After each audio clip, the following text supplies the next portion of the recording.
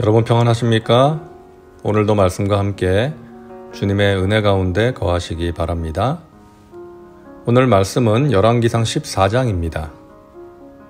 말씀 개요입니다. 1절부터 20절은 여로보암에 대한 하나님의 심판이 기록되어 있고요. 21절부터 31절은 유다왕 르호보암의 행적에 대한 내용입니다. 말씀 묵상입니다. 오늘 말씀 열왕기상 14장은 분열 왕국의 초대 왕인 북이스라엘의 여로보암과 남유다의 르호보암에 대한 기사가 마무리되는 장입니다.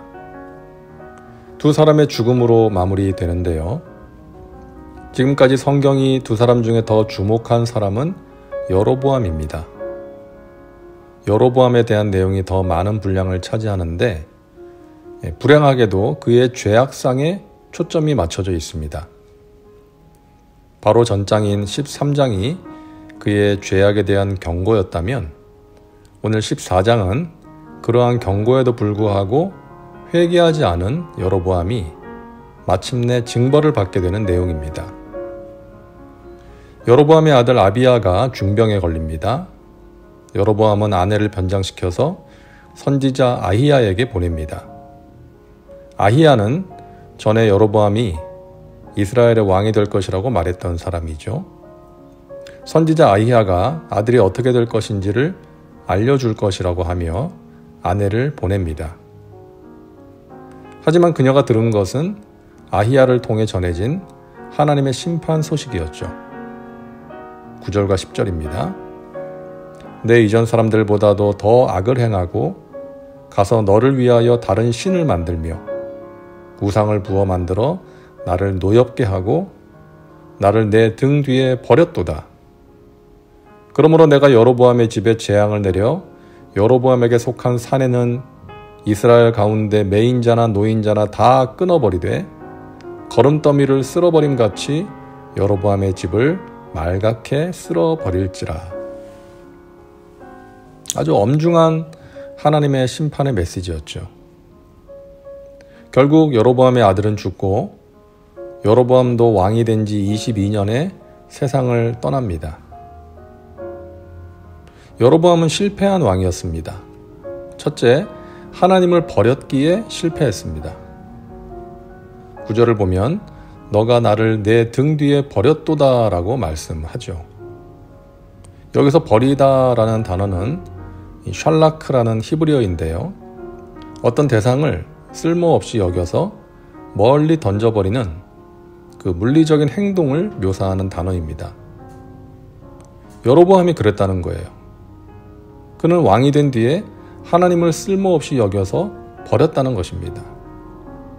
우상을 섬기고 하나님을 무시한 것이죠. 아무리 큰 성공을 이루었다고 해도 하나님을 버리면 그 성공을 유지할 수 없습니다. 아니, 그것은 성공이 아닌 것이죠. 많이 가지고 많은 일을 이루었을 때 하나님의 은혜입니다 하면서 겸손하게 하나님을 높이고 가까이 하는 사람이 진정한 성공자인 것입니다. 둘째, 여로보암은 하나님께 버림받았기에 실패했습니다. 16절입니다. 야훼께서 여로보암의 죄로 말미암아 이스라엘을 버리시리니 이는 그도 범죄하고 이스라엘로 범죄하게 하였음이니라 하니라. 여로보암의 죄는 자신뿐만이 아니라 온 이스라엘 백성들로 하여금 우상 숭배에 빠지게 한 것이었죠. 하나님께서 분명히 금하신 것이고 미워하시는 일인데 그것을 행한 것입니다. 이로 인해 하나님의 진노를 불러왔고 그 결과 심판을 면할 수 없게 된 것입니다. 그것은 하나님께 버림받는 것이었죠. 이보다 무서운 심판이 어디 있겠습니까? 하나님께 버림받는 것. 이처럼 여로보암은 왕으로 세워진 후 하나님을 버렸기에 하나님으로부터 버림받았고 그의 인생은 실패로 끝이 났던 것입니다. 오래전 당나라 태종이 어느 날 신하들을 불러서 질문을 했다고 합니다. 신하들에게 창업, 나라를 세우는 일과 수성, 나라를 지키는 일 중에 어느 것이 어려운지를 물었다고 합니다.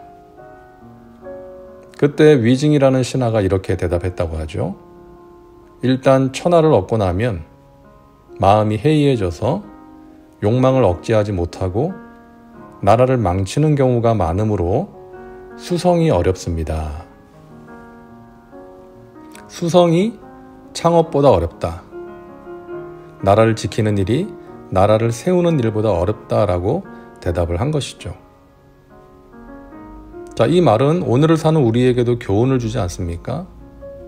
흔히 말하는 성공 뒤에 마음을 지키지 못하면 그 성공이 오히려 화가 될 수 있다는 것입니다. 돈을 많이 벌고 사업이 잘 되고 높은 자리에 오르고 나면 하나님을 향한 마음이 예전 같지 않아질 수 있는 것이죠.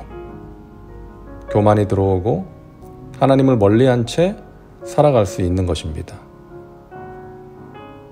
오늘도 말씀과 함께하는 우리 믿음의 식구들은 어떤 상황에서도 하나님을 멀리하지 말고 가까이 함으로 복된 인생 살아가시기를 바랍니다. 하나님께서 하라고 하시는 것 열심히 하고 하지 말라고 하시는 것은 무슨 일이 있어도 하지 않겠다는 마음을 가지고 살아간다면 하나님께서 기뻐하시고 귀한 은혜를 베푸실 줄 믿습니다. 다음은 말씀 적용입니다. 오늘 말씀을 통해 당신에게 주시는 메시지는 무엇입니까? 당신 자신과 삶에 구체적으로 적용하시기 바랍니다. 이제 기도합니다. 사랑과 은혜가 풍성하신 하나님, 오늘도 말씀과 함께 살게 하시니 감사합니다.